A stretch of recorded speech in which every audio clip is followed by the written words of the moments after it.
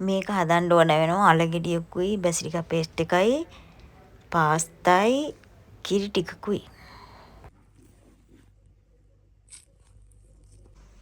මුලින්ම අපි වතුර එකක් තියලා අලගෙඩිය තඹ ගන්නවා. සාලි පතාති මිසෝ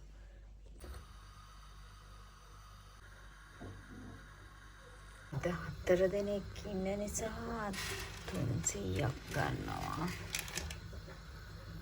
ඕකේ. මේ විදිහට බැසිලිකා පේස්ට් එකෙන් භාගයක් මම පොඩි පීරිසයකට දාලා අවශ්‍ය ප්‍රමාණය හදාගත්තා. ඒකයි පේස්ට් එකයි ඩයිස්ටික් කරගත්තා අපි. දාපු අලගෙඩිය තැම්බිලා මදි දාවම. දැන් නම් අලගෙඩිය තැම්බිලා මට අමතක වුණා මේක මේ පොඩි කෑලි වලට කපලා තඹ ගන්න. අපි මේකටම අල තඹපු එකම තමයි මේක දාන්නේ. මේක මේ තැම්බෙනකොට පල්ලෙහාට වහිනවා.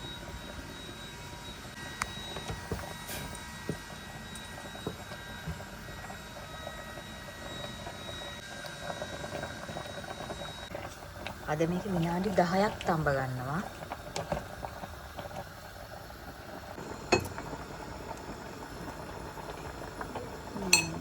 ටිකායට මේ වගේ අරගෙන මේ තරම් පොඩි කරනවා ගෑරුප්පුවකින්. මේ විදියට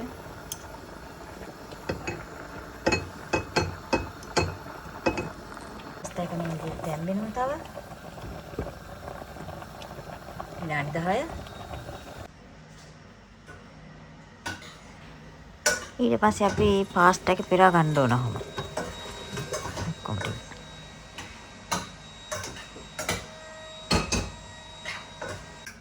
Butta qua, metti burro. Prima burro? No, insieme, sì, butto. Metti burro.